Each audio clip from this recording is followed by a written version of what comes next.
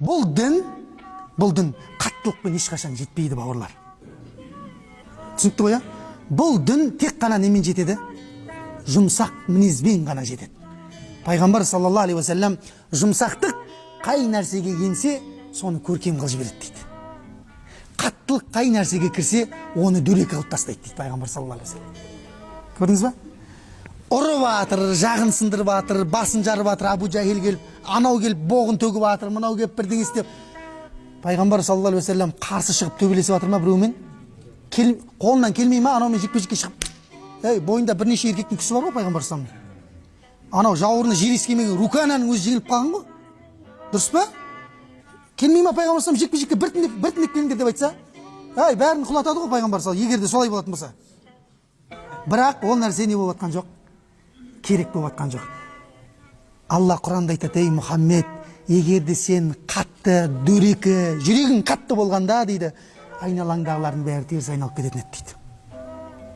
Көрдіңіз ба? Рахым пайғамбар, мен көркем мінезді толықтыру үшін жіберілген адаммын, пайғамбармын деген осы.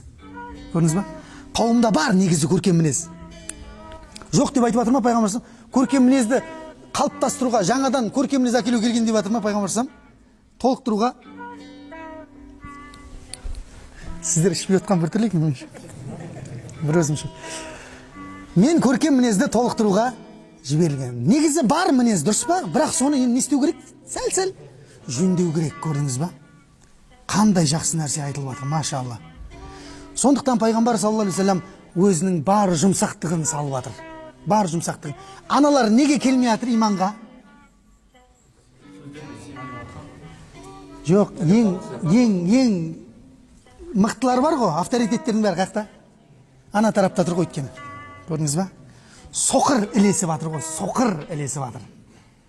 Авторитеттердің бәрі ана жақта. Отбан да авторитет, Шайбан да авторитет, Абу Жахил да авторитет, Амр ибн Ас да авторитет, оның әкесі Ас ибн Уайб, Валид ибн Муғира жаңағы кімнің әкесі, Халидтің әкесі. Бәрі ана жақта тұр. Барайын десең, мына жақтағылар что-то не то адамдар сияқты, бір аурулар сияқты да өздеріне. Мына жақта табақатыл, жаңа не дейді о жаңа? Ақсүйектер, олигархтардың бәрі сияқты. Кімде кімнің кешегі күні дейді, бүгінгі күніндей болса, ол адам ұтылыста дейді. Кеше тура қандай болды, бүгін де сонда, бір күн қайталана береді бұлай. Ол адам ұтылыста дейді.